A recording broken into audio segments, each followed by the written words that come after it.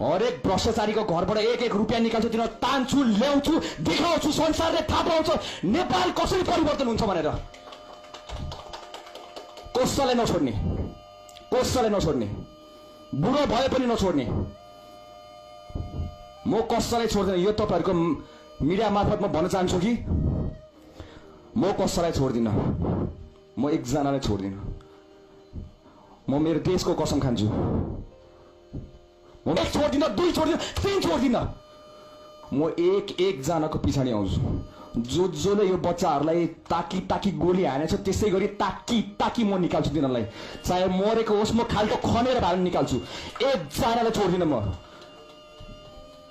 म छोड्नको लागि म मर्नुपर्छ। मेरो देशलाई लुट्ने नेताहरू जसरी तिमीले हरेक आमालाई दुःख दिन्छौ, हरेक जनतालाई दुःख दिन्छौ, भाग्नु अहिले नै हो चान्स।